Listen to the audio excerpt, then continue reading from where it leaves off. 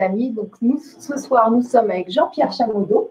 Bonsoir Gwénoline, et bonsoir à tous. Alors Jean-Pierre, tu es déjà venu plusieurs fois sur la chaîne Gwénoline TV sur YouTube. Donc toi, tu es kiné, tu as fait 4 écoles d'ostéopathie, une école d'acupuncture et tu as enseigné le Qigong une vingtaine d'années et tu as aussi fait tes recherches. Alors j'ai fait mes recherches qui étaient au début beaucoup axées sur le ressenti, sur l'intuition. J'obtenais des résultats cliniques très intéressants et certaines personnes me disaient « oui, mais tu ne peux pas expliquer pourquoi et comment ça marche scientifiquement. Donc, nous, ça nous rassurerait que tu saches nous expliquer ça. » Alors, je me suis lancé dans l'étude de la physique quantique, de l'épigénétique, de la biophotonique, ce qui fait qu'aujourd'hui, je peux vous expliquer toutes ces choses-là. Donc là, on est à quel numéro de conférence déjà? C'est la numéro 8. C'est la numéro 8, voilà. Donc ce soir, le thème, c'est l'utilisation des ondes électromagnétiques pour le bien-être et la santé. On va voir si c'est bénéfique ou pas bénéfique selon les recherches de Jean-Pierre Chamodeau. Donc vous prenez ce que vous avez à prendre. Voilà, et n'hésitez pas à poser des questions pendant le direct. On y répondra juste après ou au même moment si ça va dans le… Avec grand plaisir. Voilà. Oui, tout à fait. Donc alors, en fait, lui, on est à la 8e conférence parce qu'en fait, ces 8 conférences expliquent le trajet que j'ai fait dans mes recherches qui m'a amené à cette décision, à tous ces choix. Donc, j'ai choisi des buts, j'ai choisi des stratégies et j'ai choisi des outils pour pouvoir arriver au bien-être et à la santé. Qu'est-ce qui fait que ces choix sont pertinents? Eh bien, ces choix reposent sur des faits scientifiques. Voilà. Donc, ces 8 conférences, je vais faire au début, le problème, c'était d'en finir avec nos problèmes. Un petit récap de quelques minutes. Pour pas que vous soyez largués. Pour remettre cette conférence de ce soir dans le contexte. Simplement, au début, on se posait des questions. Quand on a des problèmes, qu'est-ce que c'est? Alors, on avait mis des mots dessus. Douleur, tension, pathologie, mal-être, isolement, manque, dépendance. Et tout ça, tous ces mots, évidemment, reposent sur des constats scientifiques. Et donc, on s'est posé la question pendant la première conférence, mais pourquoi tous ces problèmes? Et donc, il y a une expérience fondamentale qui a été faite par Bruce Lipton, qui est un biologiste cellulaire, qui a montré que les hormones de stress avaient un impact sur les cellules vraiment très, très important, dans le sens négatif, bien entendu. En gros, quand il y a des hormones de stress, les cellules se déconnectent du champ de conscience, c'est-à-dire ne reçoivent plus d'informations. Et ça a l'air comme ça un petit détail, mais c'est extrêmement important parce que ça va expliquer tout le reste. Alors bon, je ne vais pas rentrer dans les détails. J'expliquais donc les impacts sur le plan anatomique, et donc j'avais montré des planches anatomiques qui expliquaient pourquoi on avait telle pathologie à cause de rétraction tissulaire.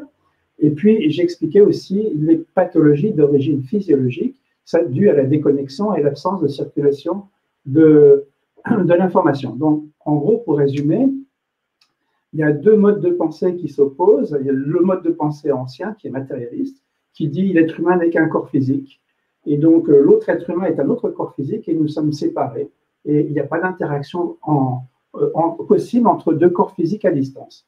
Ça, c'est la vision matérialiste. Et puis, il y a la nouvelle vision qui est apportée par la physique quantique qui va vraiment être une révolution et qui va tout changer par rapport à la conception de l'être humain, puisqu'avec cette nouvelle vision, l'être humain n'est plus un corps de matière seulement, c'est des cellules en interaction avec une conscience. Et l'interaction se fait par l'information. Alors, quand on a compris cette réalité, on va donc changer de but et on passe à la 2e conférence, où effectivement, si on croit qu'on est des corps séparés, eh bien, ces corps n'ont aucun, je dirais, intérêt commun, donc peuvent être des ennemis potentiels ou des concurrents potentiels, et donc ça va déboucher sur une logique de compétition, de guerre et de mort, et c'est pour ça que toutes les stratégies médicales qui reposent sur cet ancien paradigme vont lutter contre les pathologies, les symptômes et les choses comme ça. Ça, c'est le but de la médecine matérialiste.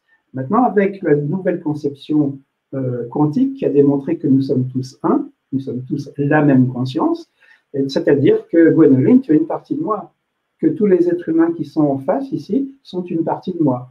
Et donc, s'ils sont moi, s'ils sont ma main, j'ai intérêt à les chouchouter pour qu'ils se portent bien. Et on est donc dans une logique qui est complètement inverse, qui est une logique de respect, qui est une logique d'amour, qui va déboucher sur une médecine qui va renoncer à lutter contre et à faire la guerre, mais qui va œuvrer pour le bien-être, de tout le monde, en définitive.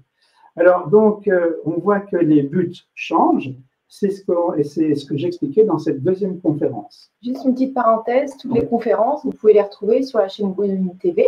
Vous avez toutes les autres conférences, hein. Ce n'est pas quelque chose qui n'existe plus. Vous pouvez les revoir en rediffusion. Oui, et sur mon site, en page d'accueil, elles sont dans l'ordre, en fonction des dates. Donc, c'est mieux de les regarder dans l'ordre parce qu'il y a une logique selon toutes ces conférences. Donc, on voyait qu'on changeait de but dans la conférence numéro 2, mais dans la conférence numéro 3, effectivement, si on change de but, on va changer de stratégie. Et si la nouvelle stratégie, ce n'est pas de gagner la guerre contre les pathologies, mais d'œuvrer pour le bien-être des cellules, eh bien, il va falloir aussi remettre en question la définition du bien-être. Et donc, le bien-être, c'est quand les cellules sont connectées au champ de conscience et que l'information circule. Ça, c'est la nouvelle définition du bien-être qui n'a rien à voir avec la définition classique du bien-être qui dit que c'est quand nous avons sécrété des endorphines dans le sang. Donc, c'est une définition chimique. Et les endorphines, c'est une molécule qui dit à notre cerveau, qui ment à notre cerveau en lui disant qu'on est bien et détendu alors qu'on est mal et crispé. Donc, c'est un paradis artificiel qui n'a rien à voir avec le réel bien-être. Avec les nouvelles sciences, le bien-être maintenant a une dimension informationnelle, c'est quand les cellules sont connectées au champ de conscience et que l'information circule. Alors, les sages appellent ça la complétude, n'est-ce pas? Et donc, la question, c'est comment est-ce qu'on va pouvoir restaurer cette complétude, hein?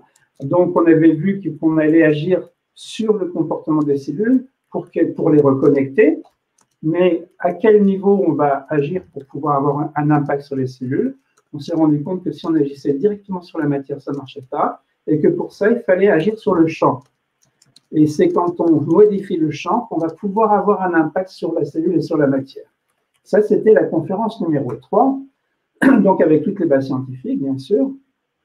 Et donc, on se posait la question à la fin de la conférence, c'est très bien, on va donc reconnecter les cellules, et donc en agissant sur le champ morphogénétique, mais qu'est-ce qui va pouvoir avoir un impact sur le champ morphogénétique? Et là, il y avait la question qui était posée, l'ancien paradigme parlait de chimie, le nouveau paradigme parle d'information. Alors, on sait bien que c'est l'information, c'était la fin de la conférence numéro 3. Et bon, pour savoir le mode d'emploi, comment avoir un impact sur le champ morphogénétique, afin d'avoir un impact sur le corps de matière, eh bien, il va falloir vraiment connaître le mode d'emploi de la cellule. Et pour connaître le mode d'emploi de la cellule, on est arrivé à la conclusion qu'il était nécessaire de faire de la physique quantique et donc de l'épigénétique. Ça, c'était la 3e conférence. Dans la 4e conférence et la 5e conférence, on a vu la physique quantique, qui nous a révélé que nous étions tous la même conscience. L'expérience de Alain Aspect nous a montré que cette conscience était une et indivisible. Donc, c'est ce qu'on appelle le principe d'intrication et le principe de non-localité. Et donc, on a déduit de cette expérience de Alain Aspect les 5 principes de la physique quantique que j'avais expliqués lors de cette conférence. Alors, je ne vais pas rentrer dans les détails. Et donc, ça va nous permettre de définir ce que c'est qu'une médecine quantique beaucoup plus scientifiquement, parce que le mot quantique a été employé à tort et à travers, comme on va le voir. Donc, dans la conférence numéro 6, si on veut comprendre la cellule à travers la physique quantique, eh bien, physique quantique plus biologie cellulaire, ça donne épigénétique. Ce sont toutes les découvertes, tout simplement, de Bruce Lipton. Alors, donc, on a parlé d'épigénétique dans la conférence numéro 6. Et cette épigénétique nous a révélé des choses fondamentales, à savoir que c'est la cellule qui est la clé de notre santé et que la seule chose qui agit sur la cellule, c'est le signal. Sous-entendu, derrière signal, vous pouvez dire information, vous pouvez dire onde électromagnétique. Alors après, dans la conférence numéro 7, c'est-à-dire la dernière conférence, puisqu'on sait que c'est avec l'information qu'il faut agir, eh bien, on va demander avec quelle information. Alors, évidemment, la médecine allopathique dit on peut considérer la molécule chimique comme un signal. Et toutes les nouvelles sciences nous disent que non, le signal qui est intéressant pour la santé des cellules, ce sont les ondes électromagnétiques et non pas les molécules chimiques. Ça, c'était la dernière conférence. Alors maintenant, on en est arrivé à la conclusion que seules les ondes électromagnétiques et l'information étaient intéressantes. Et ce soir, eh bien, on va tout simplement voir quelles sont les différentes utilisations des ondes électromagnétiques pour notre santé et pour notre bien-être.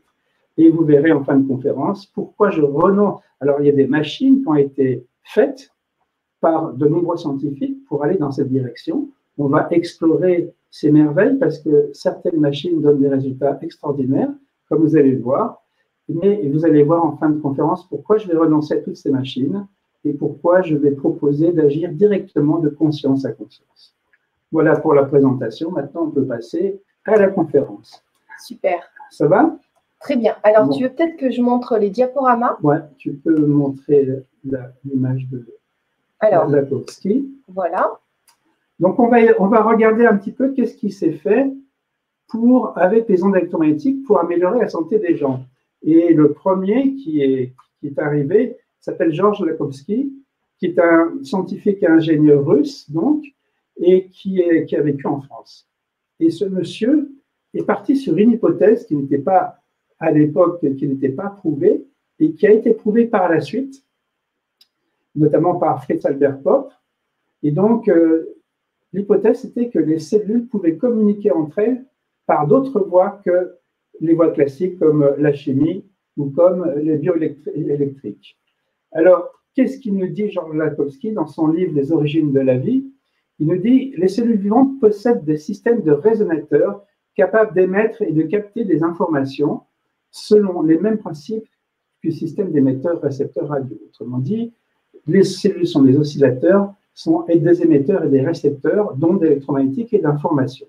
C'était une hypothèse à l'époque qui a été prouvée récemment.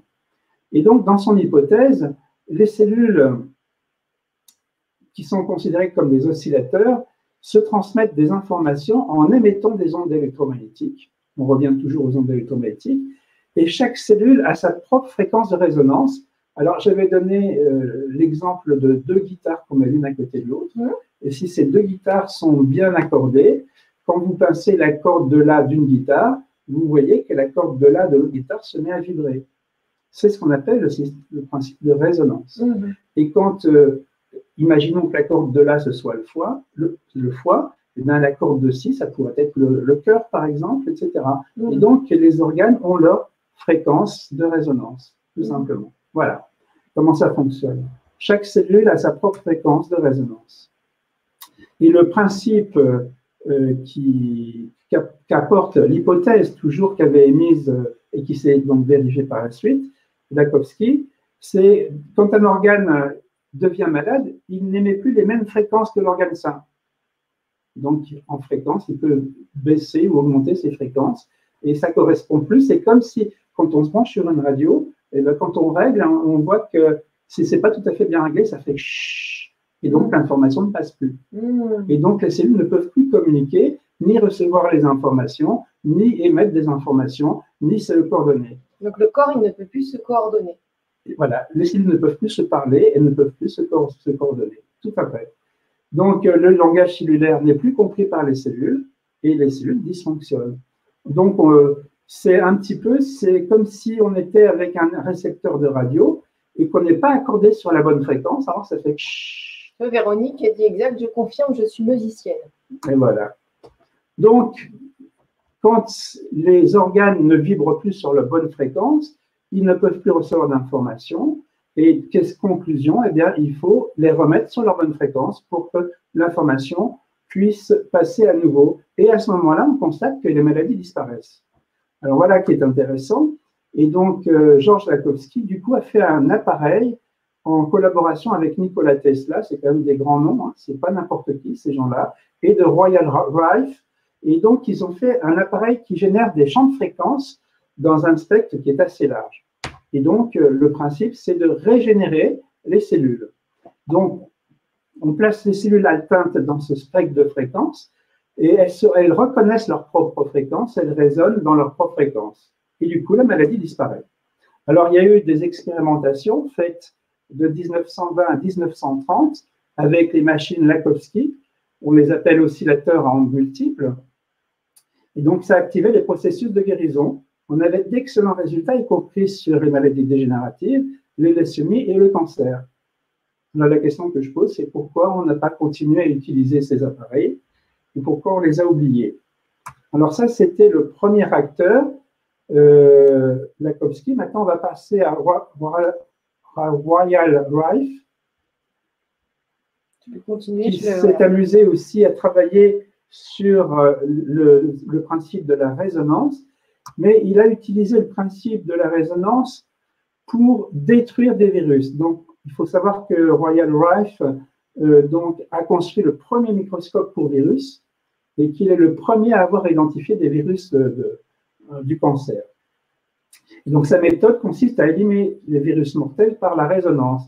Donc, on peut s'en servir de la résonance pour régénérer le bon fonctionnement des cellules et rétablir la circulation de l'information, mais on peut s'en servir également pour détruire les virus. Or, si on est dans le concept de la physique quantique, il faut bien se rappeler que les virus, c'est une partie de nous. Alors moi, je suis contre cette technique, mais il faut dire qu'elle fonctionne et qu'elle a donné des résultats qui étaient excellents, notamment sur les cancers. Donc, on peut voir qu'est-ce qu'on peut faire avec une résonance. Tu peux montrer le film, par exemple? Alors oui, on va vous montrer le film d'un pont, juste un instant. Alors, il faut savoir, vous allez voir un pont qui est mal en point, et il faut savoir que ce n'est pas la force du vent qui le fait bouger comme ça, mais que c'est un principe de résonance. J'espère que vous voyez bien tous. Regardez ce pont. Voilà, il y a des vents qui viennent avec une fréquence précise. Les fréquences s'accumulent, ça finit par entrer en résonance et ça donne ce résultat. Et vous voyez que le pont va finir par s'effondrer. Il y a eu en France un pont à Nantes, des militaires qui passaient sur le pont, qui marchaient au pas, et le pont s'est écoulé de la même manière. Parce que quand on marche au pas, chaque pas s'additionne sur le plan résonance.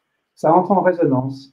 Et du coup, le pont, alors depuis maintenant, tous les militaires du monde arrêtent de marcher au pas quand ils passent sur un pont.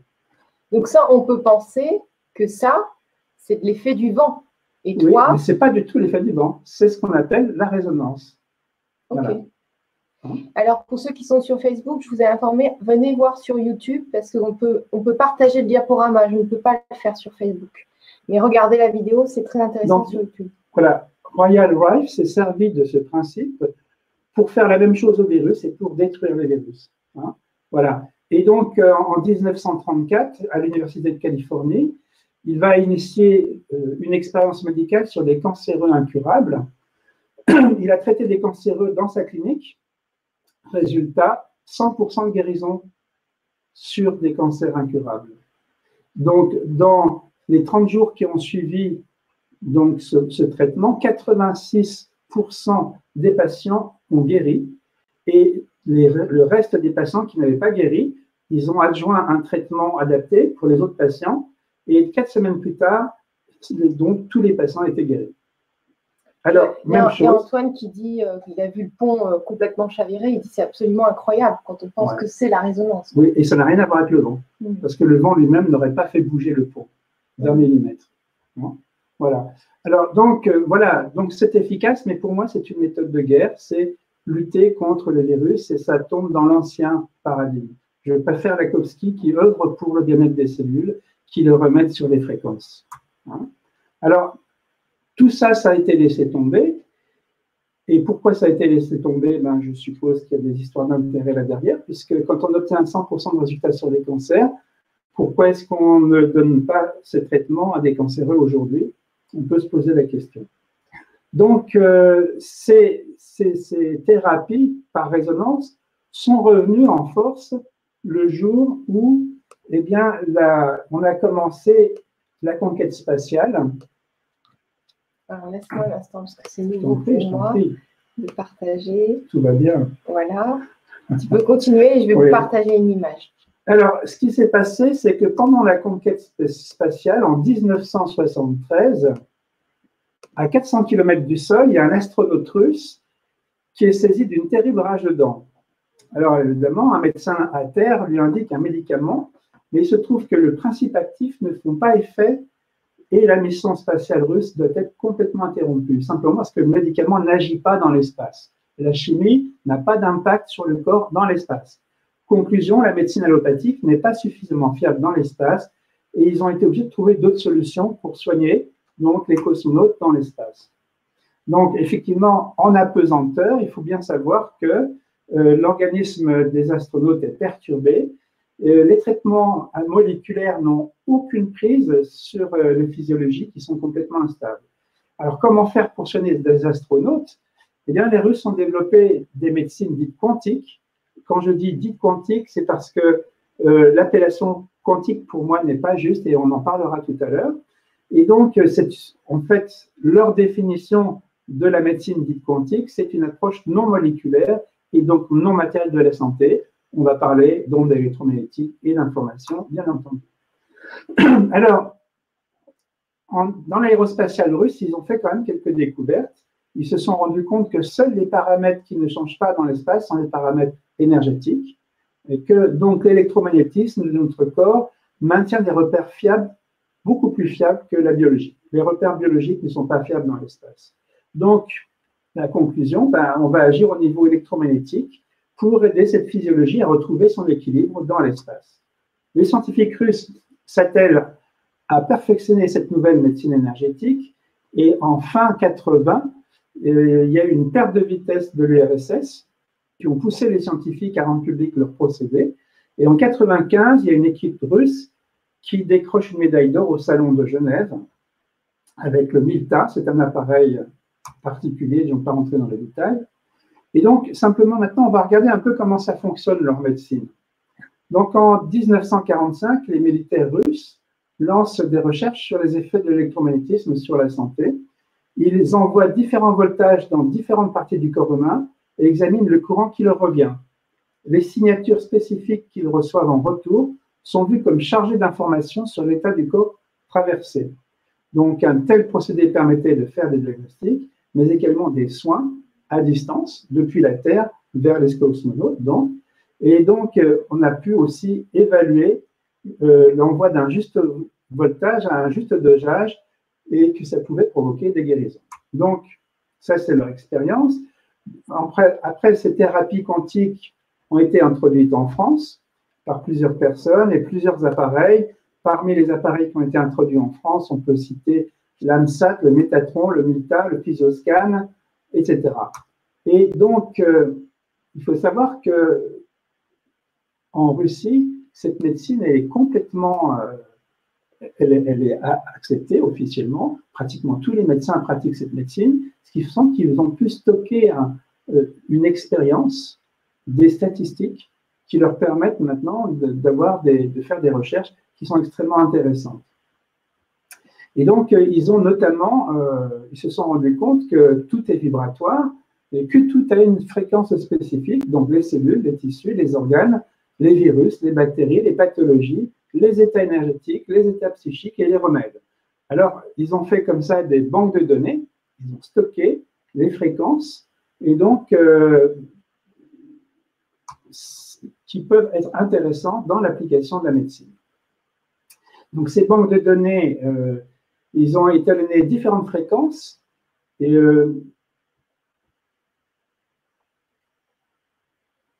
bon, je ne vais pas tout dire parce que je pense… J'ai des questions. Est-ce que tu… Ouais, allons-y. Tu vois, par exemple, il y a Fanfan qui dit la résonance, c'est comme le verre en cristal qui chante. Oui. C'est ça? Oui. Voilà. Et puis parfois, il éclate le verre. Voilà. À cause de la résonance. Comme le pont, comme les virus du cancer, avec Rife. Donc alors, il y a Véronique qui dit oui, les vibrations. Elle dit oui, pourquoi? Par rapport au pont.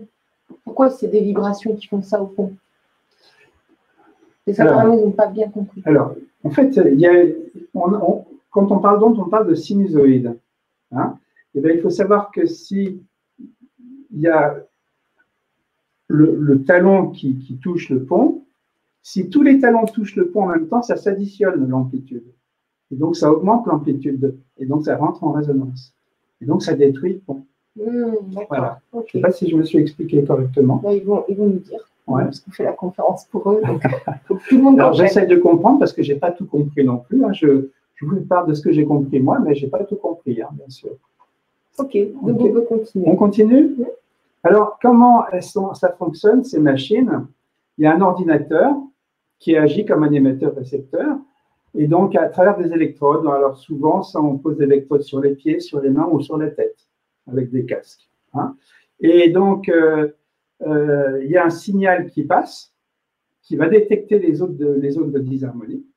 Est-ce que ça vibre bien partout à la bonne fréquence? Et les indiquer grâce à un logiciel sur l'écran. Il propose ensuite une réharmonisation, ce logiciel. Hein. Alors, je vais donner un petit exemple avec un appareil de biorésonance qu'on appelle l'OhmScan 3, mais c'est juste pour voir un peu comment ça fonctionne une consultation. Donc, c'est un système oscillant électronique, ça émet des ondes électromagnétiques, ça fait entrer en résonance les cellules, les tissus et les organes de même identité fréquentielle. Tout ce qui est sur la même longueur d'onde va pouvoir communiquer. Hein. Et donc, tu peux mettre l'image si tu veux. Bien sûr, je veux. Je te laisse continuer. Ouais. Donc, vous voyez qu'il y a un casque qui envoie des informations électromagnétiques qui entrent en résonance avec les signaux propres de chaque organe. Et donc, le signal particulier de chaque organe est reçu, traité et comparé avec la base de l'appareil de données. Donc, est-ce que les fréquences sont normales ou pas normales? Tu peux passer à la suivante. Donc, on voit le résultat sur un écran qui est imagé. Donc, il y a une imagerie à de nombreux niveaux d'analyse. Par exemple, on a des planches d'organes et de tissus. Tu peux passer à la suivante. C'est juste pour avoir un visuel, ce que ça donne. C'est joli, hein?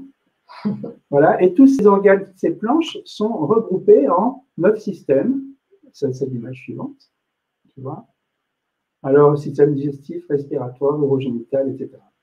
Donc, on clique sur un des systèmes et là, quand on clique sur un système, eh bien, on va avoir toutes les planches qui correspondent à ce système, donc tous les organes, etc.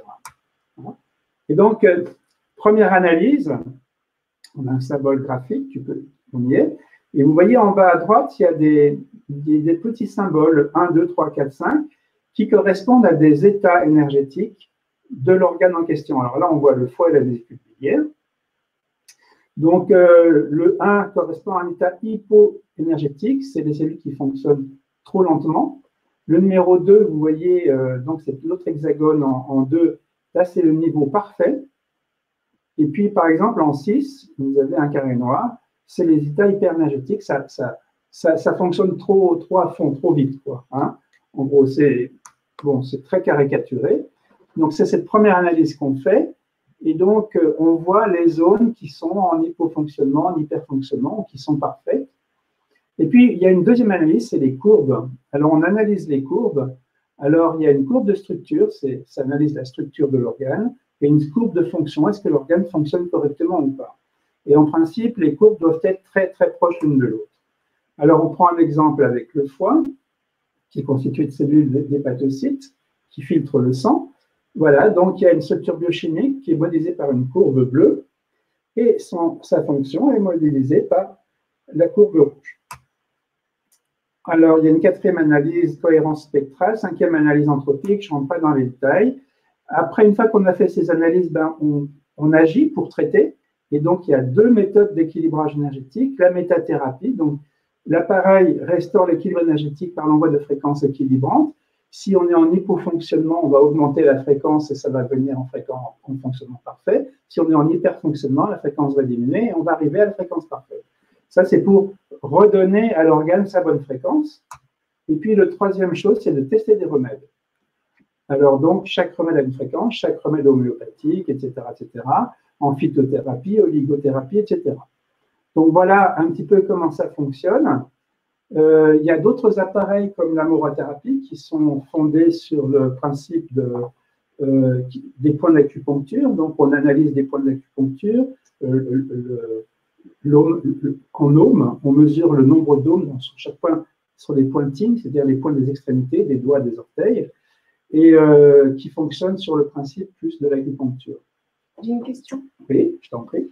Tu sais, pour tout ce qui est, plutôt pour les femmes, tout ce qui est esthétique, Pour éviter la chirurgie, maintenant, ils sortent beaucoup d'appareils à fréquence avec des points d'acupuncture qui diffusent des fréquences, soi-disant pour rajeunir le visage. Et apparemment, ça fonctionne. Mais est-ce que ça ne déstabilise pas notre champ énergétique? Alors voilà, donc toi, tu as une vision déjà plus globale des choses, et je pense que la vision globale est la bonne vision. Donc, on sait que quand on agit sur des points très précis, on n'est pas global, on n'est pas holistique, et en plus, on ne satisfait pas au principe de la physique quantique. Donc, on est vraiment sur une médecine trop ciblée. Et les médecines trop ciblées peuvent parfois déséquilibrer les gens plutôt que de les équilibrer. Tu veux dire, c'est comme un médecin qui veut s'occuper uniquement du foie et pas de la personne en entier. Oui. Et bien là, quand on veut s'occuper, par exemple, uniquement d'un point du visage, en fait, il faut s'occuper du corps en entier pour rester que le visage jeune. soit parfait. Exactement. Okay. Donc, on verra ça un petit peu plus tard quand j'arriverai à ma méthode à moi. Okay. Alors, simplement, par rapport à cette morathérapie, j'ai juste une petite anecdote. S'il y a des gens qui pratiquent ce genre de médecine, qui est quand même intéressante. Moi, je m'étais intéressé, c'est mes appareils, et j'avais un ami en Suisse qui était directeur d'une école de naturopathie et qui était passionné par toutes ces machines et qui me testait sur une morathérapie. Moi, j'y allais pour me faire soigner, tout normalement. Et donc, il commence à me tester les pointings, c'est-à-dire les points d'extrémité des pieds, des orteils, quoi. Et sur son appareil, il disait que j'avais un pied dans la tombe, quoi, que j'étais carrément mort, enfin, pratiquement. Et puis, il me disait quand même, il y a un point qui est vraiment très, très faible en vibration, c'est le point 1 drate qui est à l'intérieur du gros orteil. Et moi, je savais dans ma technique que dans le point 2 drate qui est juste à côté, c'est par ce point-là que passent certaines entités et des informations perturbatrices.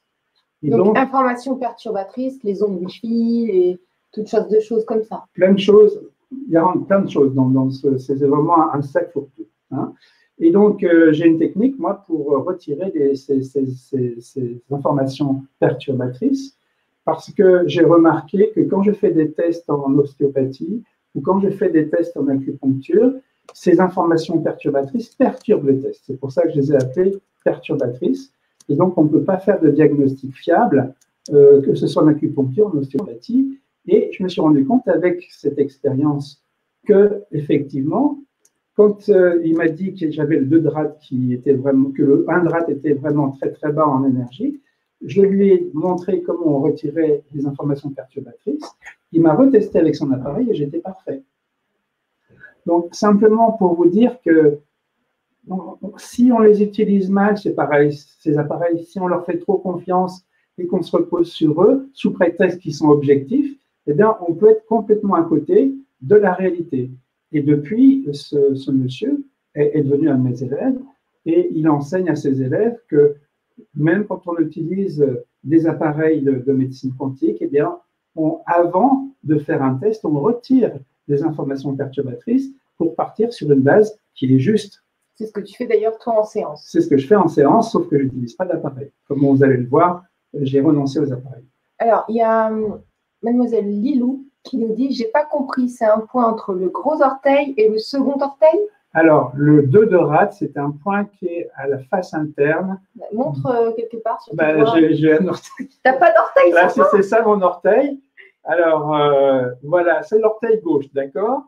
Ça, c'est le 1 qui est ici, et le 2 de rate, il est là. D'accord. Il est sur la phalange proximale pour les médecins, sur la face interne de la phalange proximale.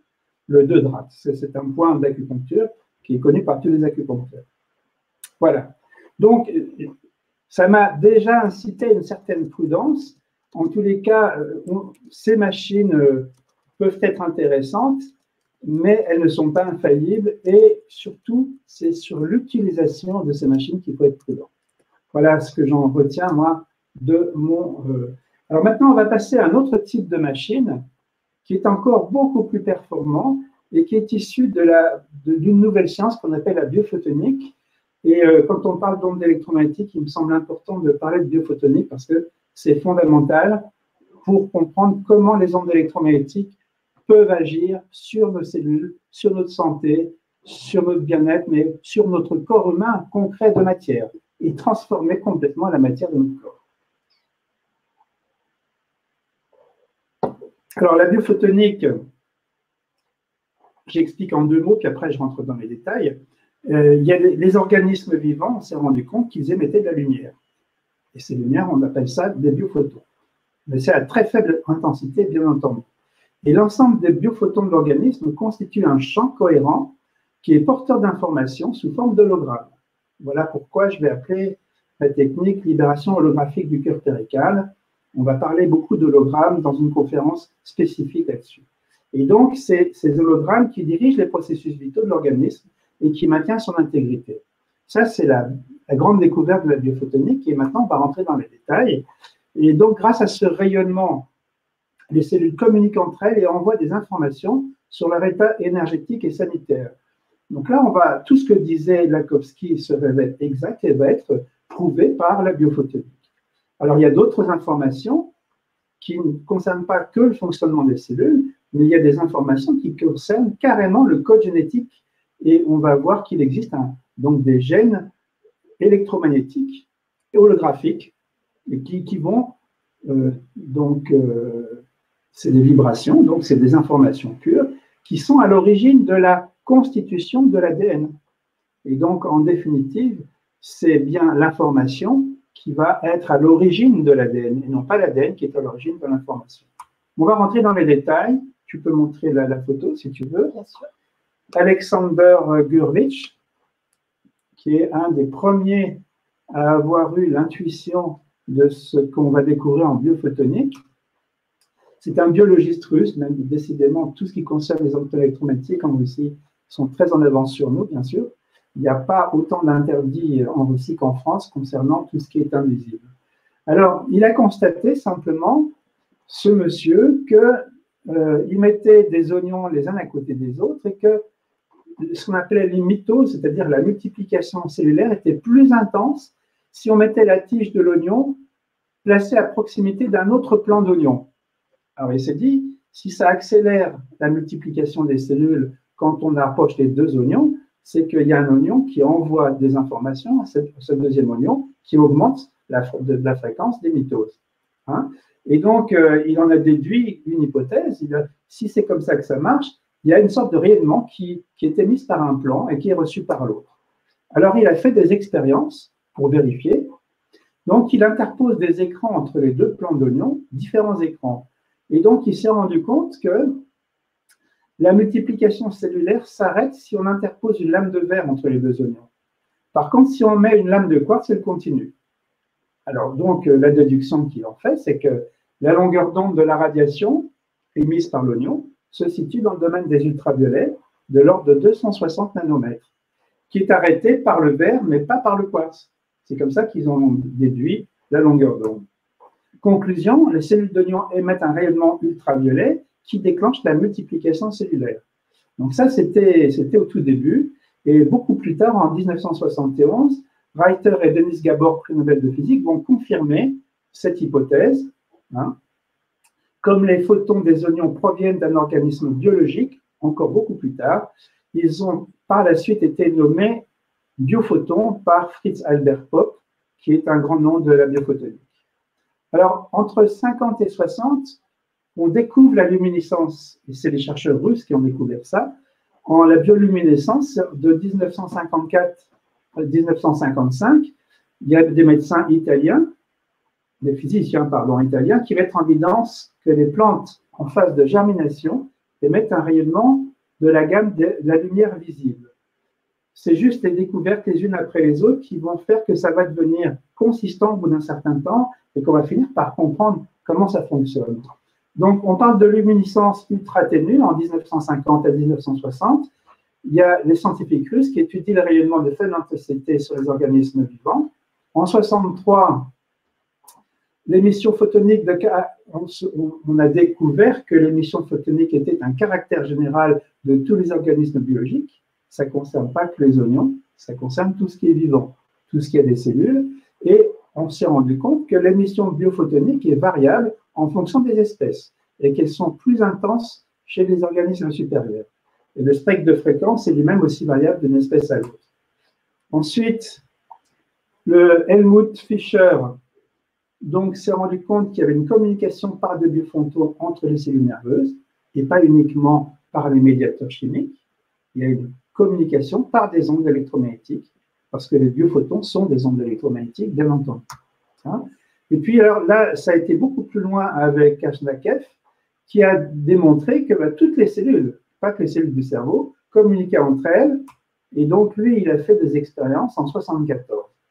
Donc, il place des cellules dans un but scellé, où elles baignent dans une solution nutritive. À proximité se trouve un autre tube scellé avec des cellules provenant du même tissu biologique. Lorsqu'on porte atteinte à une culture, à l'une des cultures par un virus ou un empoisonnement, on constate que les cellules du flacon voisin, bien que protégées de la transmission chimique par les parois du flacon, deviennent malades à leur tour. Comme on dit, ça passe à travers les tubes. Donc, on a la preuve que les cellules envoient des informations aux autres cellules, et des informations qui ne sont pas chimiques, bien entendu, mais qui sont électromagnétiques. Donc, ça, c'est des conditions d'expérience. Je ne vais pas rentrer dans les détails. Donc, Kashnakev a fait 12 000 expériences. Et la conclusion de ces 12 000 expériences, c'est que les cellules communiquent entre elles par l'intermédiaire de radiations ultraviolettes dans une longueur d'onde de 220 nanomètres à 360 nanomètres. C'est extrêmement précis, c'est concret et c'est démontré scientifiquement. Après, il y a eu un biologiste russe qui s'appelle Burlakov, qui a fait une autre expérience. Il a pris 2 boîtes hermétiques en verre et qu'il a placées l'une au-dessus de l'autre, séparées par une fenêtre toujours en quartz. Chacune des boîtes contient des œufs de poissons fécondés dans des stades différents de croissance. Et au bout de 24 heures, on observe que les œufs se sont influencés dans leur croissance. Si la différence d'âge n'est pas trop grande, le développement des œufs plus jeunes est accéléré. Si par contre la différence est grande, les œufs jeunes sont retardés dans leur croissance. Ils peuvent subir une déformation et une proportion d'entre eux peut mourir. Donc, il n'y a aucune influence n'a lieu si la fenêtre est en verre. Donc, on voit bien que l'influence passe à travers le quartz. Hein, et donc, ça veut dire que c'est des rayonnements ultraviolets, tout simplement. D'accord. Et tu vois, il y a Aurélie qui demande, le quartz ne serait-il pas un amplificateur? Parce que c'est souvent ce qui est dit.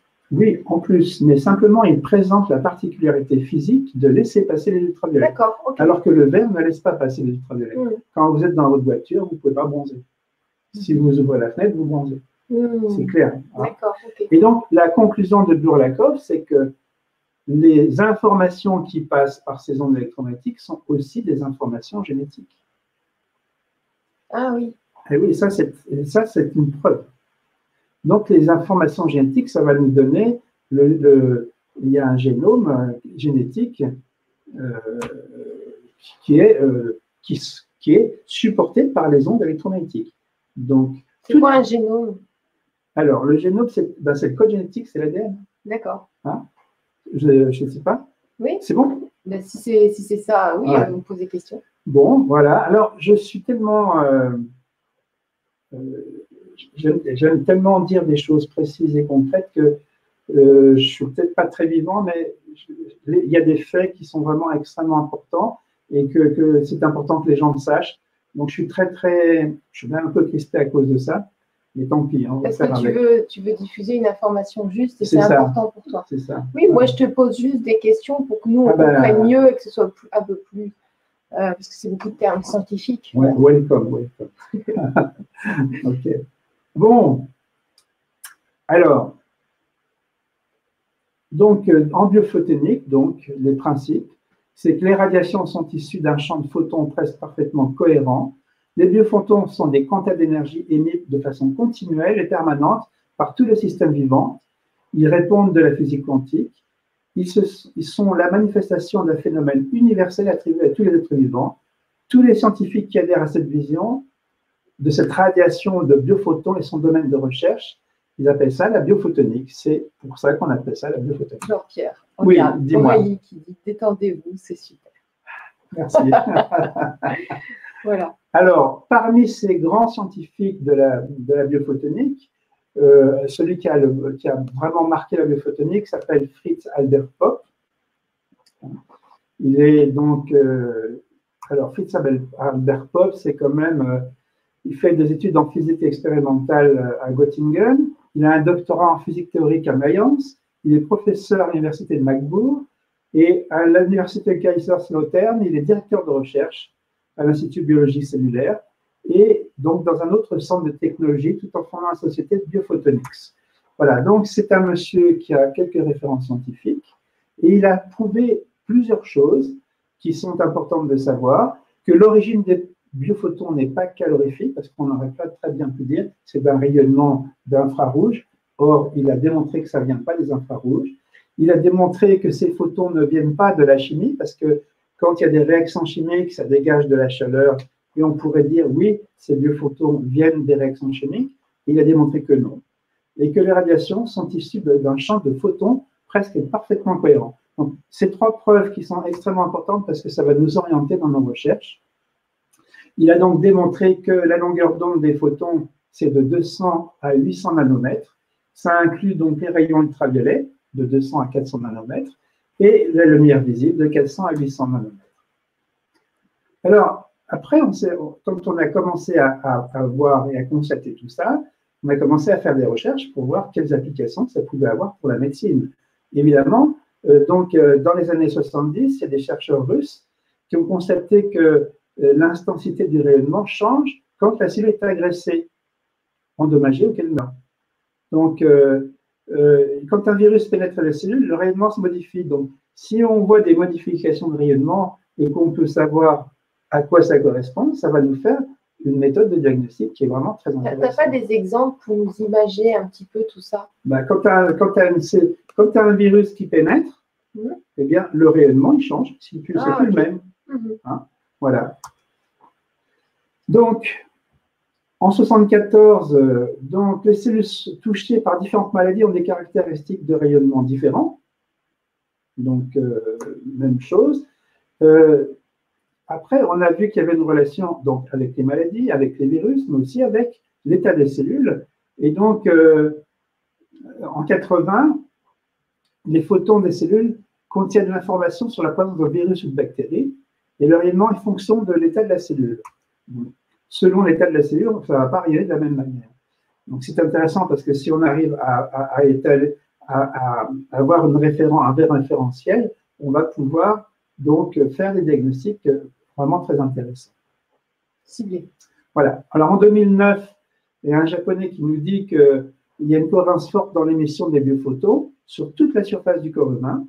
Et donc, ils ont conclu que vraiment, c'est par les biophotons que les cellules échangent des informations.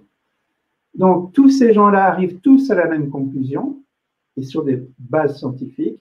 La santé, c'est quand il y a une communication d'informations aisée et abondante à l'intérieur du corps, quand les cellules communiquent, quand les biophotons passent. Et la maladie, c'est quand le flux d'informations diminue.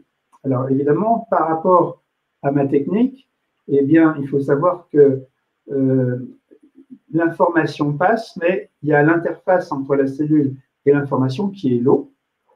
Et quand la cellule, avec les hormones de stress, diminue de volume, elle perd de l'eau.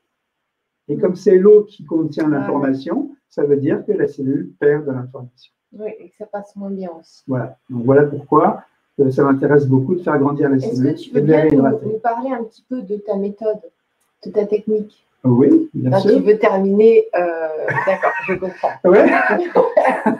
Ma technique, ben oui, on y arrive doucement parce que après, comme je vais arriver à la fin de cette conférence en disant machine de la biophotonique merveilleuse, mais attention. Comment on s'en sert et est-ce qu'elles sont tout le temps fiables? Et est-ce qu'on peut s'en servir d'une manière négative? Et je pense que oui. Et donc, je serai prudent par rapport à ça. Et je vais dire, finalement, pour agir sur le champ morphogénétique d'un organe, c'est avec ma conscience que je dois agir dessus pour envoyer des informations et non pas avec des machines. Donc, ça va, après les deux prochaines conférences, enfin, la prochaine conférence, c'est qu'est-ce que c'est que la conscience? Parce que si on veut agir avec la conscience sur une conscience et avoir un mode d'emploi, ben, il faut savoir à peu près ce que c'est que la conscience. Et donc, j'amènerai quelques éléments parce que je n'ai pas compris ce que c'est que la conscience encore, mais je vais amener beaucoup d'éléments. Je vais amener beaucoup d'informations là-dessus. Et après, je vais arriver progressivement à un mode d'emploi et on va arriver à ma méthode. Oui, mais là, tu vas quand même en parler parce que tu donnes des consultations et tu formes des gens avec cette méthode. J'ai encore rencontré Olivier il n'y a pas très longtemps. Si tu regardes par là, si je fais ça. J'ai rencontré il n'y a pas très longtemps qui se sert de cette méthode et qui dit que les gens sont ravis. Bien sûr. Donc, c'est quand même intéressant d'en parler. Ben, c'est intéressant d'en parler, oui, mais alors, je ne peux pas… D'accord. C'est tellement vaste qu'effectivement, je peux dire tous les avantages que ça a, ce que les gens vont sentir, mais je l'ai déjà dit dans une conférence. D'accord. Et je vais le redire dans une autre conférence. Donc, pour l'instant, j'en suis simplement à explorer que c'est bien les ondes électromagnétiques et que c'est bien l'information qui va agir sur les cellules, qu'il y a eu des multiples preuves qui ont été faites par toutes ces machines électromagnétiques que je présente ce soir, mais que le gros inconvénient, c'est qu'on peut envoyer n'importe quelle information avec ces machines électromagnétiques. Et qu'il va falloir être prudent par rapport à l'utilisation et par rapport à qui programme sa machine. Donc, c'est ça que je voulais dire ce soir. Hein. Voilà. Alors, donc, simplement, je peux dire les choses comme ça, mais tu vois, je ne te donne aucune preuve. Alors que là, je vais vous donner quand même les preuves et les scientifiques qui ont apporté ces preuves. C'est très bien. Ce qui peut vous permettre de chercher, si vous voulez, sur Internet. Internet. De faire vos propres recherches voilà. aussi. Donc, Pope, Francis Albert Pope, donc, dit que l'origine des biophotons, c'est l'ADN, et que l'ADN, c'est tout simplement un laser à photons. Hein. Donc, il y a une relation de cause à effet bien visible entre la conformation de l'ADN et la bioluminescence. Hein. Alors, l'ADN, c'est le code génétique. Hein. L'ADN accumule des biophotons, les guide le long de sa structure hélicoïdale et les projette en dehors. L'ADN est un conducteur de photons. L'ADN est un oscillateur émetteur-récepteur, une antenne électromagnétique qui reçoit et transmet des informations. Et ce sont ces ondes électromagnétiques qui sont la cause des réactions chimiques qui vont donner à l'ADN sa configuration. Hein? Et donc, voilà. Et donc, il y a des champs donc, holographiques et dans l'ADN, et le champ vibratoire créé dans l'organisme par l'ADN a des caractéristiques d'un hologramme. Alors, je vais faire toute une conférence sur l'holographie. Donc, ces hologrammes portent l'information génétique d'organisation et de coordination de fonction des cellules. On appelle ça le génome ondulatoire ou le supergène. Les informations sont contenues dans les ondes électromagnétiques. Alors maintenant, on va avoir des applications de la biophotonik et je vais vous donner quelques exemples qui vont quand même, que j'ai trouvé personnellement scotchants. Donc, qu'est-ce qu'on peut faire avec les ondes électromagnétiques? Eh bien, par exemple, il y a un Chinois qui s'appelle Zhang Kangen qui a réussi, qui a inventé un appareil donc, qui projette des ondes électromagnétiques à ultra haute fréquence sur un organisme. Et il a projeté ces ondes électromagnétiques sur des œufs de poule. Et ces ondes électromagnétiques étaient chargées d'une information génétique issue d'un canard. Donc, on envoie les informations génétiques par les ondes à ultra haute fréquence sur des œufs de poule, et la plupart des poussins qui naissent avec des pattes palmées, la tête plate, comme celle des canards, et un cou qui est long. Voilà ce qu'on peut faire avec des ondes électromagnétiques. Je vous rappelle que vos petits portables émettent des ondes électromagnétiques. Et donc, ça veut dire que moi, si ma femme était enceinte, j'aimerais pas qu'on envoie un code génétique de canard sur ma femme enceinte. Ah non, tu vois? Mais personnellement, mais ça, voilà où on en est aujourd'hui.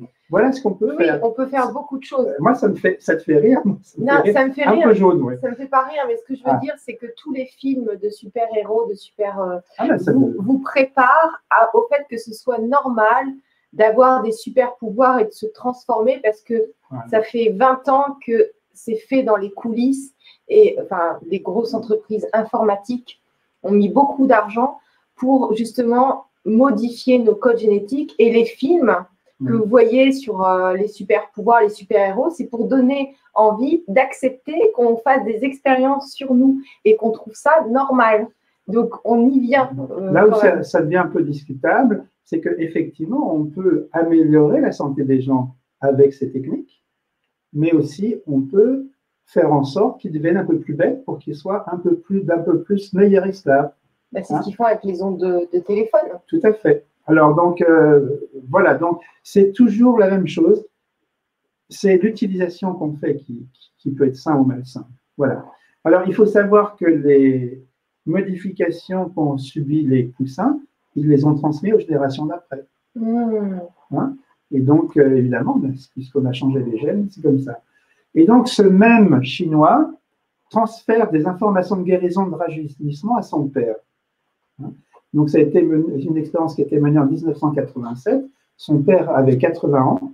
Et donc, les résultats qu'il a obtenus, les maladies chroniques ont disparu.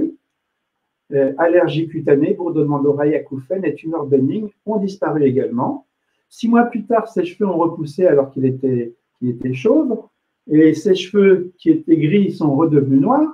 Et 1 an après, il y a une dent qui a repoussé. Voilà ce qu'on peut faire avec des ondes électromagnétiques dans le sens positif, donc c'est merveilleux. Budakovsky, lui, a guéri des framboisiers atteints de cancer. Alors, je demande si on peut guérir des cancers avec des ondes électromagnétiques. Pourquoi est-ce qu'on ne le fait pas et pourquoi est-ce qu'on continue de donner de la chimie aux gens qui ont le cancer? Oui, ça, c'est la pharmaceutique. Oui. Alors, Garayev, lui, a détruit des rats de pancréas en leur donnant une sorte de poison, je ne me rappelle plus comment il s'appelle ce poison. Ensuite, il a illuminé avec un laser ces rats avec l'information holographique d'un pancréas sain. Il a donné des cellules souches et les cellules souches se sont transformées en pancréas et les pancréas ont été complètement régénérés et donc les rats ont retrouvé une santé parfaite. Et il y avait un groupe témoin parmi ces rats, c'est la moitié qui a subi ces ondes électromagnétiques et qui ont guéri et l'autre moitié ils sont tous morts, tout simplement. Voilà. Alors, donc, c'est pour vous montrer vraiment ce qu'on peut faire avec les ondes électromagnétiques et l'information. Évidemment, je vais maintenant me prononcer sur le pourquoi je renonce aux machines. Pourquoi je choisis d'utiliser la conscience à la place des machines? Tout simplement parce qu'il y a des inconvénients. D'abord, ces machines sont coûteuses. À l'achat, il y a des mises à jour en permanence. Ensuite, ces machines ne sont pas accessibles à tout le monde. Donc, il y a des dépendances par rapport à l'argent, mais il y a aussi des dépendances par rapport à la technologie. Et donc, vous savez très bien qu'un ordinateur, il y a toujours des pannes, des choses comme ça, et que c'est la course à l'armement et qu'il faut toujours payer. Absence de sécurité, pas de contrôle de la totalité des informations envoyées sur les personnes traitées. Qui me dit que la personne qui a construit tel appareil ne s'est pas fait influencer par une autre personne pour qu'il transmette des informations qui aident les gens à devenir de très bons esclaves? Moi, je sais que ça existe déjà, ce genre de choses, et c'est la raison pour laquelle je trouve dangereux d'utiliser mais ça me concerne moi. Il y a plein de gens qui se servent de ces machines et qui ont des bons résultats. Maintenant, voilà. Donc moi, en tous les cas, en ce qui concerne ma conscience, je préfère ne pas utiliser ces appareils. Donc, si je n'utilise pas d'appareil pour envoyer des informations, j'utilise quoi pour envoyer des informations? Et quelque chose qui soit sécure, parce que je sais quelle information j'envoie, quelque chose qui me rende autonome, je n'ai pas besoin d'appareil ni de mise à jour, quelque chose qui soit économique, qui soit gratuit, et quelque chose qui soit accessible à tout le monde, c'est la conscience. Je pense que la médecine du 3e millénaire sera la médecine de la conscience.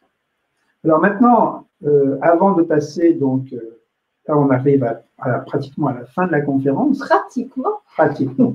Non, il y en a encore un paquet. Alors, simplement, ces machines ont été baptisées quantiques. Et il y a donc, pourquoi est-ce qu'elles ont été baptisées quantiques et pourquoi, dans la plupart des cas, c'est un abus de langage? Alors, d'abord, elles sont dites quantiques parce que elles reconnaissent la primauté de la dimension énergétique sur la réalité physique. Et donc, ça représente le changement de paradigme. On sait qu'on doit agir avec l'information, avec l'énergie, et que c'est l'énergie qui va avoir un impact sur le corps physique. On est déjà dans le nouveau paradigme. La dimension vibratoire devient le centre de toutes les attentions. C'est la physique quantique et l'épigénétique. Et les troubles apparaissent d'abord sur le plan énergétique, puis sur le plan physique. Et les Russes avancent qu'une information subtile précède et dirige les réactions biologiques. Donc, le corps énergétique est la matrice du corps physique. Si nous enlevons le stress au niveau énergétique, il ne va pas se manifester sur le plan physique. Voilà. Certains procédés appliquent des phénomènes typiquement quantiques. Le MITA se sert de l'effet tunnel. Bon. Mais voilà les arguments de ces gens-là pour justifier l'appellation quantique. Seulement, s'il y a une controverse qui est née de cet abus de langage, parce que très souvent, c'est un abus de langage. Pourquoi? Parce que ça a été complètement généralisé, ce terme quantique, et ça devient plus un argument publicitaire qu'un argument scientifique, dans beaucoup de cas. Et donc, le professeur Marc-Henri, qui est professeur de physique quantique à Strasbourg, fait remarquer un petit peu que ces médecines qui utilisent des ondes électromagnétiques pour faire un diagnostic, comme on vient de l'expliquer sur l'appareil là, ou soigner, n'ont rien de quantique puisque tous ces appareils se basent sur les équations de Maxwell, qui sont classiques, qui appartiennent à la physique classique de l'ancien paradigme. Ils n'ont rien prouvé, dit le professeur Marc-Henri, que les appareils dits de médecine quantique fonctionnent au moyen d'un couplage entre ondes électromagnétiques et ondes de matière. Un grand nombre de machines dites quantiques proposent un bilan détaillé, organe par organe, avec application de fréquences ciblées. Eh bien, cette manière de procéder n'est pas quantique. Le principe d'indétermination et d'indivisibilité n'étant pas satisfait, cette démarche, même si elle est intéressante et utile, ne peut se revendiquer d'essence quantique. Alors, ça nous amène à nous poser la question, on est d'accord, mais qu'est-ce que c'est que comment est-ce qu'on peut agir sur le corps? Qu'est-ce que c'est vraiment qu'une médecine quantique alors? Hein? Alors, donc, je l'avais déjà dit dans ma conférence sur la physique quantique, il faut savoir qu'il y a 3 types d'actions pour soulager les gens.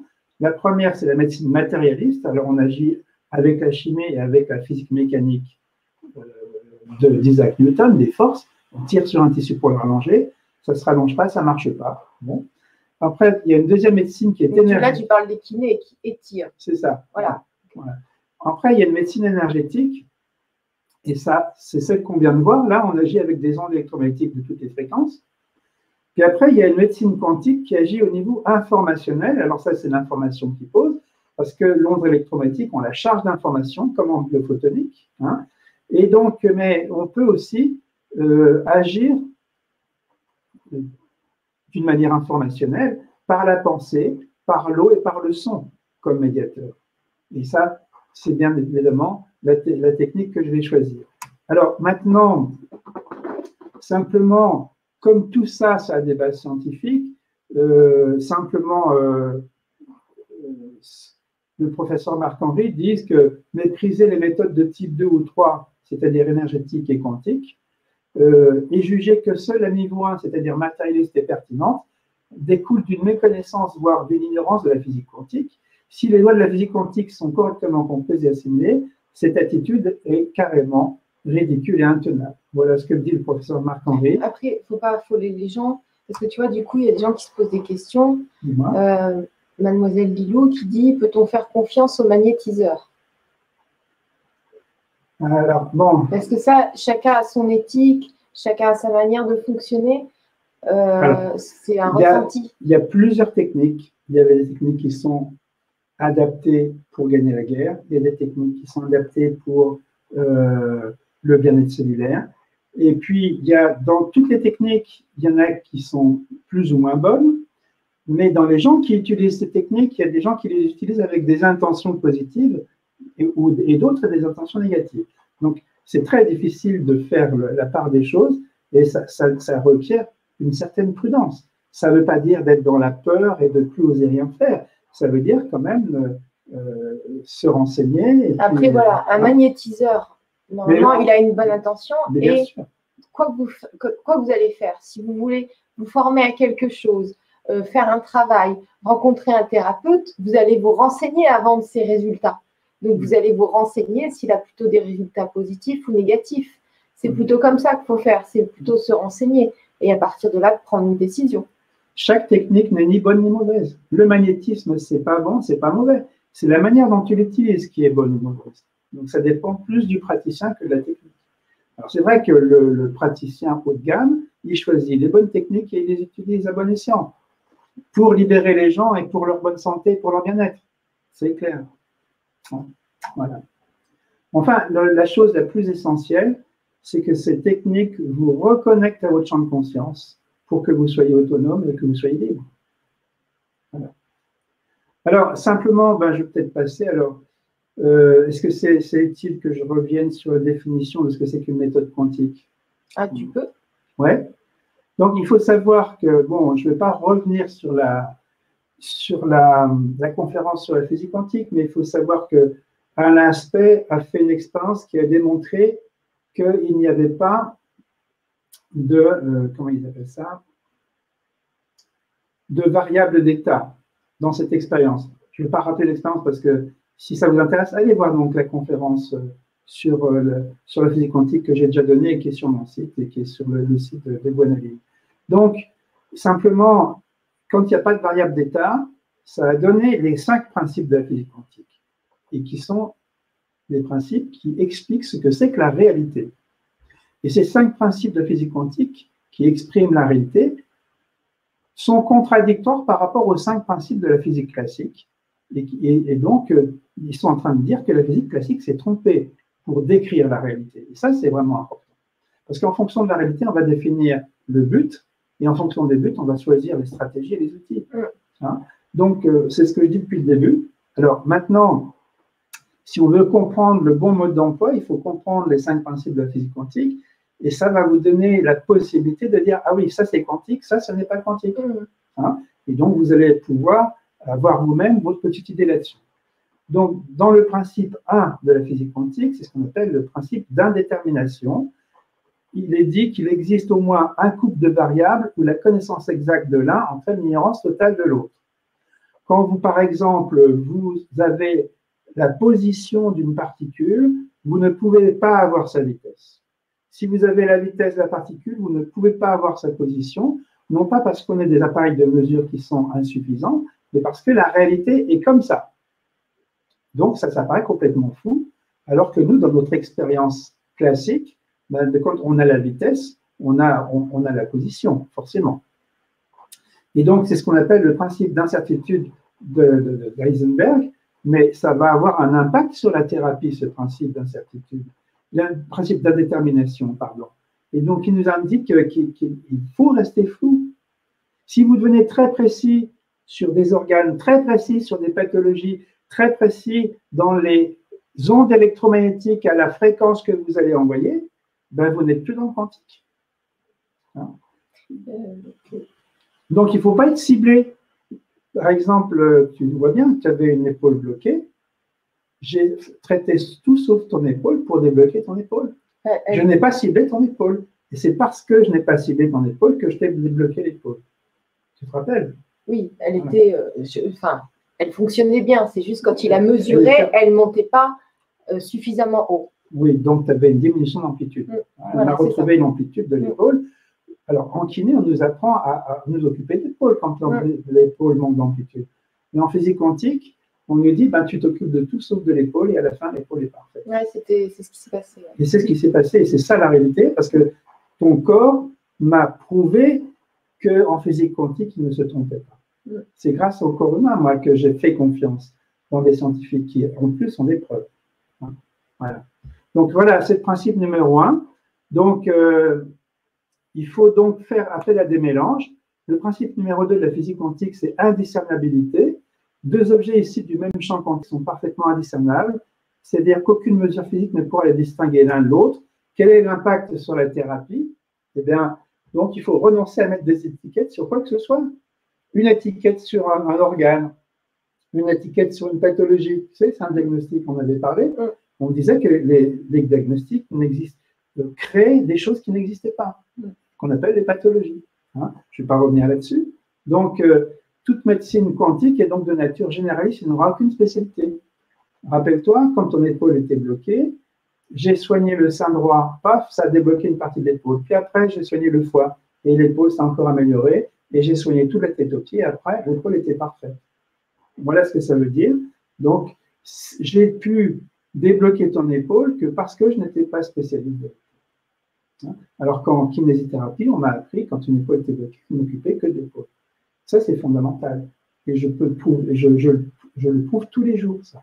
J'ai toutes les preuves, tous les jours, sur le corps des gens. Voilà.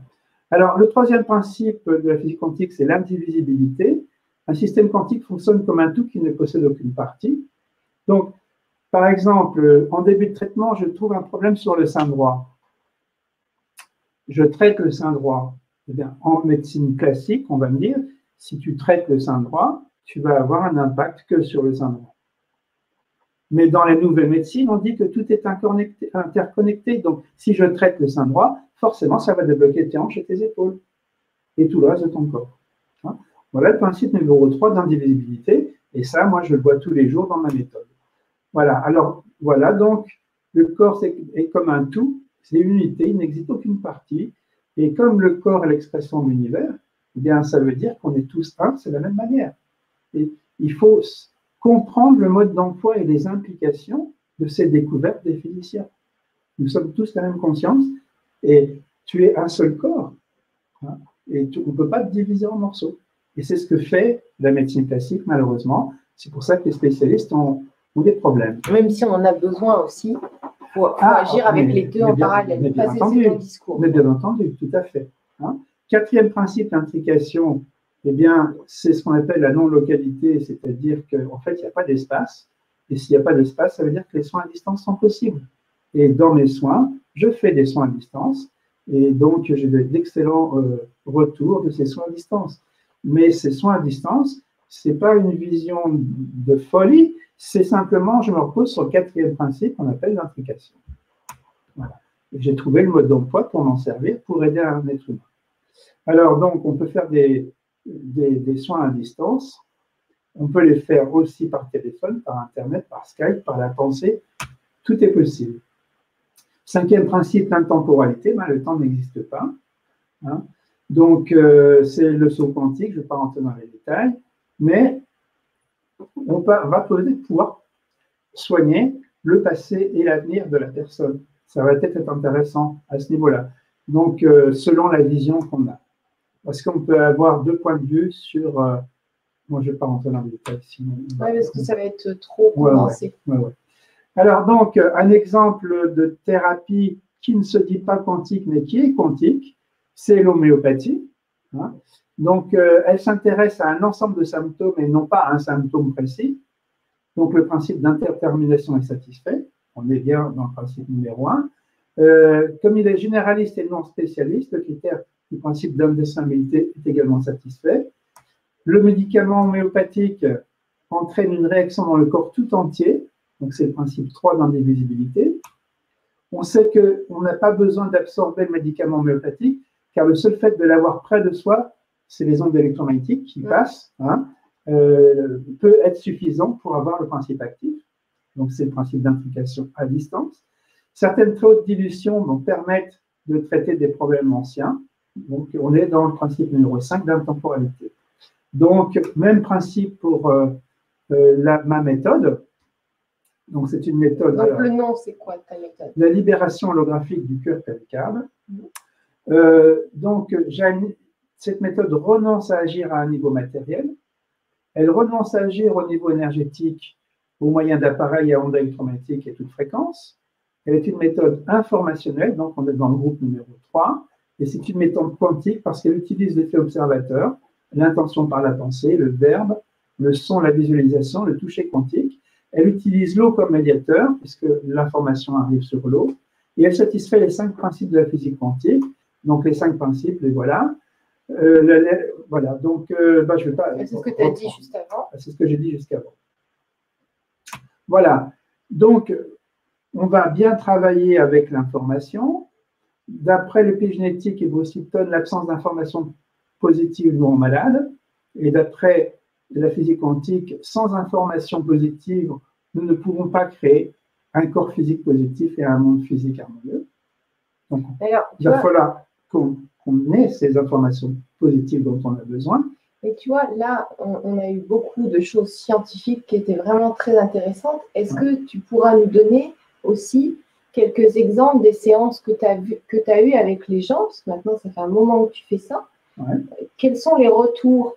Par exemple, pourquoi les gens viennent te voir et qu'est-ce qui se passe après une séance? Alors, quand on me pose la question, est-ce que ça marche pour le cancer? Est-ce que ça marche pour, la sclérose en plaques? Est-ce que ça marche pour telle maladie, telle autre maladie, telle autre maladie? Je réponds, je m'en fous. Parce que je rappelle que je ne lutte pas contre les pathologies et que c'est justement parce que je ne lutte pas contre les pathologies que j'arrive à les faire disparaître. Et donc, je respecte donc les 5 principes de la physique quantique, et ce qui permet que, d'une part, les cellules sont reconnectées, mais quand les cellules sont reconnectées, il y a 2 choses importantes, c'est qu'on sent à nouveau le champ de conscience. Or, le champ de conscience que les physiciens appellent le champ du vide quantique, que les mystiques appellent Dieu, c'est quand même l'amour, la paix et la joie, et c'est quand même super agréable à sentir. Donc, on appelle ça le bien-être.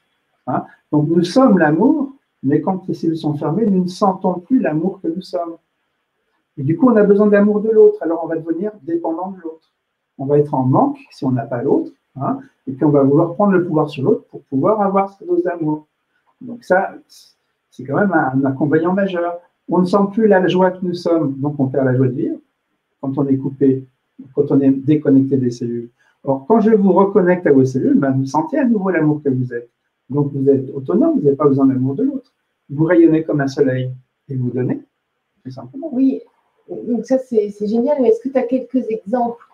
Alors, sur le plan concret, si tu as une épaule bloquée à 20 degrés au début de la séance, à la fin, elle fait 180 degrés. Ce qui prouve que les tissus se sont rallongés.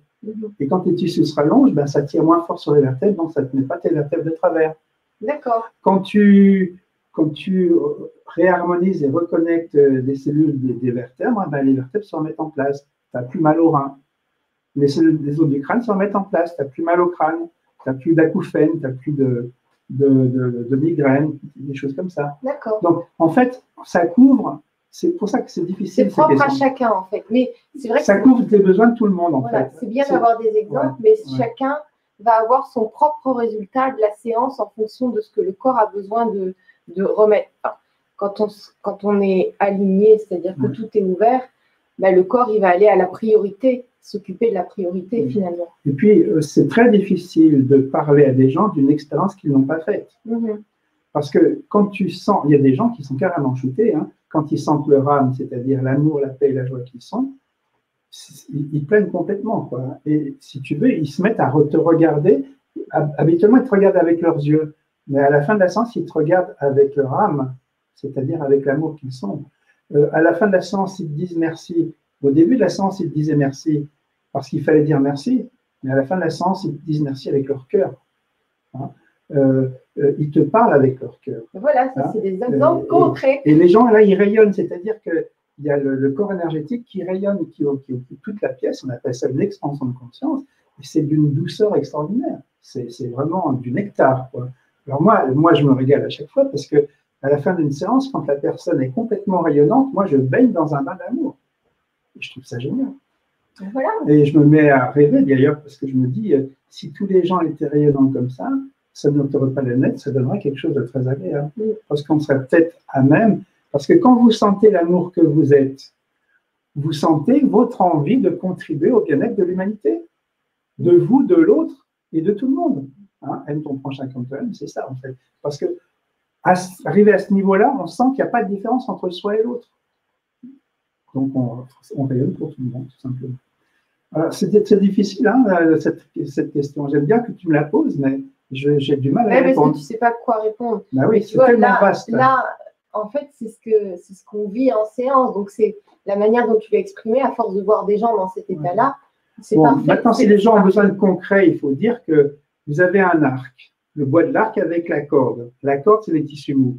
Quand il y a une rétraction, les cellules se ferment, les tissus se rétractent et la corde diminue de longueur. Donc, l'arc est beaucoup plus bondé, donc les contraintes mécaniques sont plus importantes et les vertèbres se mettent de travers. À la fin de la séance, on a rallongé la corde de l'arc.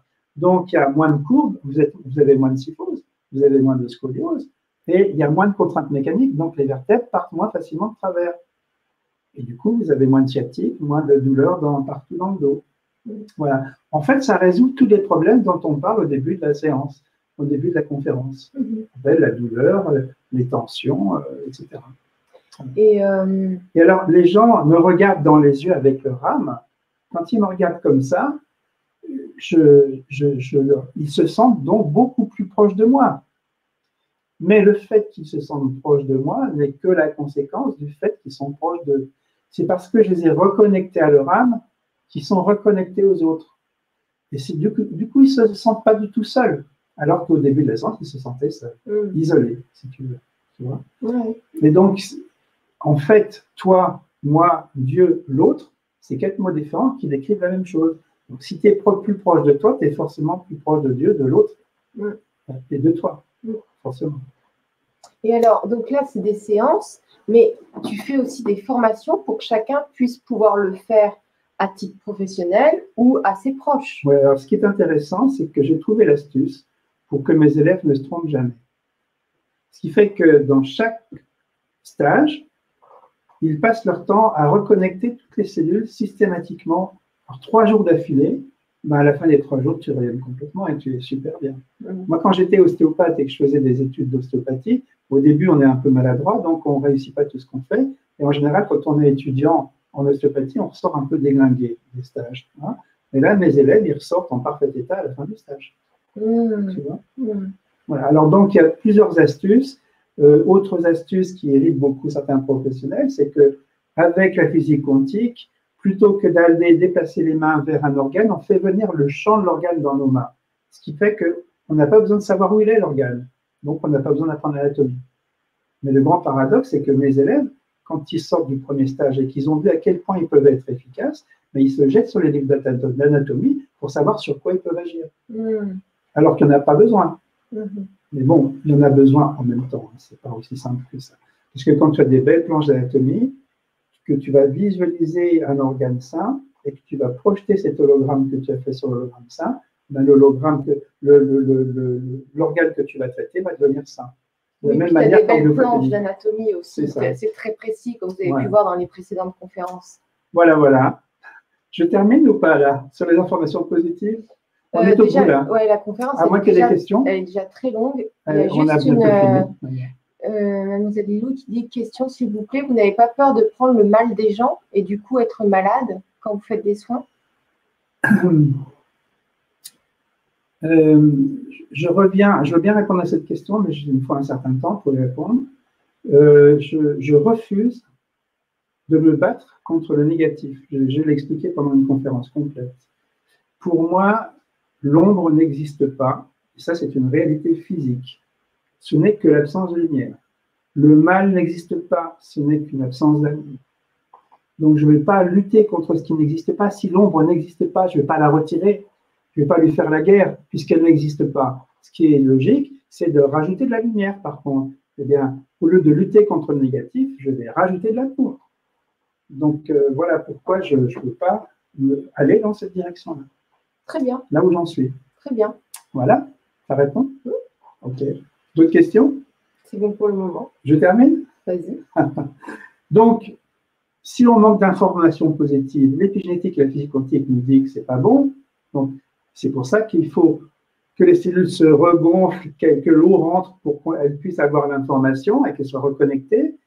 Mais il faut retirer aussi les informations négatives. Et quand justement on ouvre les cellules, les informations négatives sortent. Hein. Et donc, les croyances, les mémoires. Donc, sur le plan de l'information, on a 2 actions. Donner à la cellule l'accès aux informations positives et la délivrer des informations négatives. Voilà le travail informationnel que je propose avec ma méthode. Donc, OK, là, on arrive à la conclusion. J'ai choisi de transférer l'information avec ma conscience. Donc, j'œuvre en tant que conscience sur une conscience avec l'information pour apporter les informations positives et libérer les informations négatives. Pour ça, je satisfais les 5 principes de la physique quantique pour modifier le comportement cellulaire afin d'obtenir que les cellules se reconnectent. Alors maintenant, ce qu'il nous reste à savoir, c'est que puisque j'œuvre en tant que conscience sur une conscience, ça va devenir vraiment incontournable de s'intéresser à la conscience. Voilà. Et ce sera l'objet de la prochaine conférence. Très bien. Et je vous remercie pour votre attention. Merci à toi. Voilà. Merci à vous d'être là. Est-ce que tu peux, on va voir s'il y a des dernières questions qui arrivent, est-ce que tu peux, en attendant, nous donner ton actualité? Ah, ben oui. Donc, quelques dates ou quelques lieux, parce que tu travailles. Oui. Alors, bon, n'oubliez pas que j'ai un site internet, c'est www.chameau2.fr. Vous allez avoir justement toutes les vidéos précédentes sur cette première page.